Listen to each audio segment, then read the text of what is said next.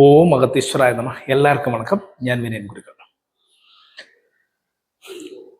ആർക്ക്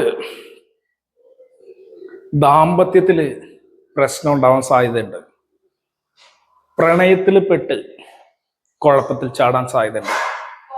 ഇത് കോമൺ ആയിട്ട് ഈ പ്രശ്നം ഒരു ലഗ്നക്കാർക്ക് വരും. കഴിഞ്ഞ വീഡിയോയിൽ നമ്മൾ വേറൊരു ലഗ്നം നോക്കി. അപ്പോൾ റിലേഷൻഷിപ്പിൽ പ്രശ്നം വരാൻ സാധ്യതയുള്ള ഒരു ലഗ്നമാണ് ഇന്ന് നമ്മൾ നോക്കാൻ പോണത്. ഫസ്റ്റ് ടൈമാണ് നിങ്ങൾ ഈ ചാനൽ കാണണമെങ്കിൽ ഈ ചാനലിൽ 400-ലധികം വീഡിയോകളുണ്ട്. പകുതിയോളം വീഡിയോകൾ കേരള അസ്ട്രോളജിയിലെ അടിസ്ഥാന പ്രമാണങ്ങളെ ഉൾക്കൊണ്ടുകൊണ്ടുള്ളതാണ്. പകുതിയോളം വീഡിയോകൾ തമിഴ് അസ്ട്രോളജിയിലെ ലോജിക്കായിട്ടുള്ള വളരെ ഇമ്പോർട്ടൻ്റ് ആയിട്ടുള്ള ടിപ്സുകൾ നിറഞ്ഞതാണ്. ടിപ്സുകൾ എന്ന് പറഞ്ഞാൽ ക്ലാസ്സുകൾ. എൻ്റെ ലൈവ് വീഡിയോസ് എല്ലാം നിങ്ങൾക്ക് പഠിക്കാനുള്ള പാഠങ്ങളാണ്. ലൈവ് കണ്ടിട്ടില്ലെങ്കിൽ പോയി കാണുക. ഞാൻ പലപ്പോഴും അത് ലോക്ക് ചെയ്യാനുള്ള സാധ്യതയുണ്ട്. ആവശ്യമുണ്ട് വേഗം പോയി കണ്ടോളൂ കേട്ടോ. ഞാൻ വീഡിയോ പറയുമ്പോൾ ചില ആളുകൾ ഇങ്ങനെ എല്ലാം കാലപുരുഷത്വത്തെ അടിസ്ഥാനമാക്കിയാണല്ലോ പറയണേന്ന്. അത് വേറെ ഒന്നുമല്ല, നിങ്ങൾക്ക് ലോജിക്ക് പഠിക്കാൻ വേണ്ടിയിട്ട് പറയണമെന്നുള്ളൂ കേട്ടോ. ഇങ്ങനെയൊന്നും ആരും പഠിപ്പിക്കാറില്ല. കാലപുരുഷൻ കാലമാകുന്ന പുരുഷൻ എന്നുള്ള ആ കോൺസെപ്റ്റിന്റെ അടിസ്ഥാനത്തിലാണ് ഇത് ഉണ്ടാക്കിയിരിക്കുന്നത് തന്നെ. ഓരോ ശാസ്ത്രമല്ല, അതിൽ കുറേ രഹസ്യങ്ങളുണ്ട് നമ്മുടെ വരാഹഹോരയിൽ. ജസ്റ്റ് നമ്മളൊരു പ്രമാണം പഠിച്ചു വെച്ചു, അത് അപ്ലൈ ചെയ്യണമെങ്കിൽ കുറച്ച് പാടായിരിക്കും. അപ്പൊ അത് എങ്ങനെയാണ് ഇന്റർപ്രറ്റ് ചെയ്യേണ്ടതെന്ന് അറിയണം. അപ്പൊ അതിനൊരു ലോജിക്കൽ തിങ്കിങ് ആവശ്യമാണ്. ആ ലോജിക്ക്, ആസ്ട്രോളജി എന്ന് പറഞ്ഞാൽ ലോജിക് ഓഫ് ആസ്ട്രോ, അതാണ് അസ്ട്രോളജി. അപ്പൊ ഇവിടെ നമ്മൾ മനസ്സിലാക്കാൻ പോണത് കാലപുരുഷന്റെ 7ാം രാശി ലഗ്നമായിട്ട് വന്നാൽ ഇവര് റിലേഷൻഷിപ്പ് ശ്രദ്ധിക്കണം. 2 കാര്യമാണുള്ളത്, പെണ്ണായാലും ആണായാലും കേട്ടോ. ഇത് പെൺപിള്ളേർക്ക് കൂടുതൽ വിഷയം വരും. ഇത് 5ാം ഭാവം പ്രണയഭാവം ഇവർക്ക് വരുന്നത് അധിപൻ ശനിയാണ്. ഇവര് പ്രണയത്തിൽ പെട്ടാൽ, പ്രണയിച്ച് കല്യാണം കഴിച്ചാൽ അപ്പോഴും വിഷയം വരാൻ സാധ്യത കൂടും. കാരണം ഈ 5ാം ഭാവാധിപൻ എന്ന് പറഞ്ഞ പ്രണയത്തെ കാണിക്കുന്ന ഭാവാധിപൻ നീചമാകുന്നത് 7ലാണ്. 7 എന്ന് പറഞ്ഞാൽ വിവാഹം. 5ാം ഭാവാധിപൻ നീചമാകുന്ന സ്ഥലമാണ് വിവാഹസ്ഥലം. ഇവിടെ ദിഗ്ബലമാകുന്നു ഉണ്ട് എന്നുള്ളത് വേറെ വിഷയം. ദിഗ്ബലമായി നീചമാകും. 2നും 2 ഫലമാണ്. അതൊക്കെ നമ്മൾ മുന്നേ പറഞ്ഞിട്ടുണ്ട്. ദിഗ്ബലം എന്താണ് കാണിക്കണം, നീചം എന്താ കാണിക്കണത്. അപ്പോ കല്യാണം വരെ നല്ല രീതിയിൽ പെരുമാറുന്ന കാമുകൻ, ചിലപ്പോ ഫ്രീക്കന്മാരായിട്ടുള്ള പയ്യന്മാരൊക്കെ വരും. വളരെ സുന്ദരിയായിട്ടുള്ള പെണ്ണുങ്ങൾ, അതായത് ശുക്രന്റെ ആധിപത്യമുള്ള പെൺകുട്ടികൾ, നല്ല ഭംഗിയുള്ള, നല്ല ശബ്ദമുള്ള, നല്ല പെൺകുട്ടികൾ, നല്ല വീട്ടിലെ പെൺകുട്ടികൾ പ്രേമിക്കാനായിട്ട് നടക്കുമ്പോൾ ചിലപ്പോൾ ഇവിടെ ശനി എന്ന് പറയുന്നത് അത്ര വലിയ ഭംഗിയൊന്നും ഉണ്ടാവില്ല. കുറച്ച് ക്രൂക്കഡായിരിക്കും, പലതരത്തിലുള്ള ദുർസ്വഭാവങ്ങളൊക്കെ ഉണ്ടാവും.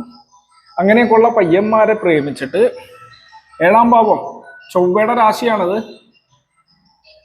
കല്യാണത്തിലേക്ക് പോകുമ്പോൾ 5ാം ഭാവാധിപൻ ഇവിടെ നീചമാവുന്ന ഇടമാണെന്ന് ഓർക്കുക.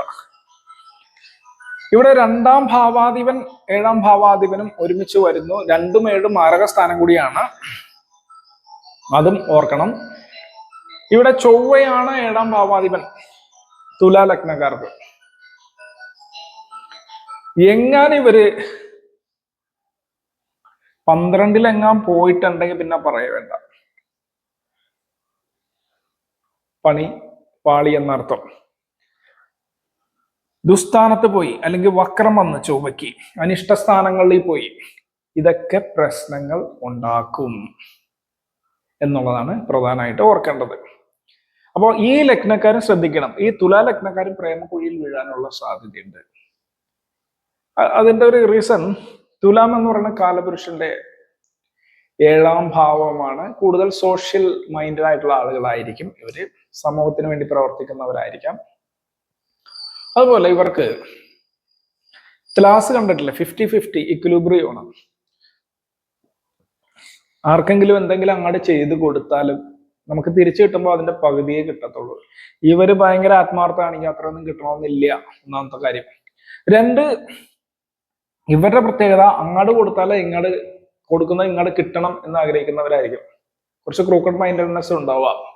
പക്ഷേ പ്രേമിക്കുന്ന സമയത്ത് 5ാം ഭാവാധിപത്യം വരുന്ന ശനിക്കായതുകൊണ്ട് അവർ ആ ക്രൂക്കഡ്നെസ്, ഈ ശനിക്കും ക്രൂക്കഡ്നെസ് ഉണ്ട്, സാറ്റിസ്ഫൈ ചെയ്തതിന് ശേഷം കല്യാണം കഴിഞ്ഞ് കഴിയുമ്പോഴായിരിക്കും മനസ്സിലാക്കണത് പ്രതീക്ഷിച്ച സംഭവങ്ങളൊന്നും ഇല്ലല്ലോ എന്ന്. അത്തരത്തിൽ വിഷയങ്ങൾ വരാം. ആക്ച്വലി ഇങ്ങനെ ഫലം പറയാൻ പാടുള്ളതല്ല, വെറും ഒരു രാശി വെച്ചിട്ട്. ഇത് നിങ്ങൾ കൂടുതൽ രാശിയുടെ തന്മയെ മനസ്സിലാക്കി ഡീപ്പായിട്ട് മനസ്സിലാക്കിയാല് ബാക്കി ഭാവാധിപന്മാരെ എവിടെ പോയിട്ടുള്ളൂ.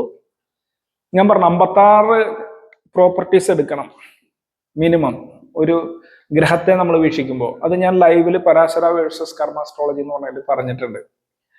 അപ്പൊ അത്തരത്തില് ഇതിന്റെ ഫീച്ചേഴ്സ് നമ്മൾ നോക്കേണ്ടത് അത്യാവശ്യമാണ്. 56 ഫീച്ചേഴ്സ്. അങ്ങനെ ഫീച്ചേഴ്സുകളൊക്കെ എടുത്ത്, അതായത് നിന്ന സ്ഥലം, നോക്കിയ ആളുകള്, യോജിച്ചിരിക്കുന്നവര്, അസ്തംഗം, പരിവർത്തന, സ്തംഭനാസ്തമനം, ഇങ്ങനെയൊക്കെ പറയുന്ന പല കാര്യങ്ങളും, പാപമധ്യസ്ഥിതി, ശുഭമധ്യസ്ഥിതി, പാപകർത്തരി യോഗം, അത് ഇത് അങ്ങനെ മറ്റേ മറിച്ച്, ഇതൊക്കെ നോക്കി വർഗചക്രങ്ങളിലൊക്കെ പോയിട്ടൊക്കെ വേണം ഫലം പറയാൻ. അതൊക്കെ ഞാൻ ലൈവ് ക്ലാസ്സിൽ കുറെ ഞാൻ പറഞ്ഞിട്ടുണ്ട്.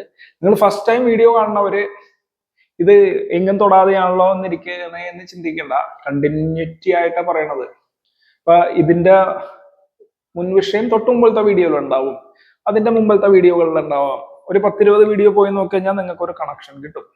ഒരു ബേസും ഇല്ലാത്തവര് ആദ്യം ബേസിക്സ് ഞാൻ ഫുള്ള് ഇട്ടിട്ടുണ്ട്, അതൊക്കെ പോയി പഠിക്കുക. അപ്പൊ ഇന്നേക്ക് ഇത്രേ ഉള്ളൂ. ഇതായിരുന്നു ഈ ലഗ്നം ഉള്ള പെൺകുട്ടികൾ പ്രേമിക്കുന്നതിന് മുമ്പ് കുറച്ച് കെയർഫുൾ ആയിരിക്കുക.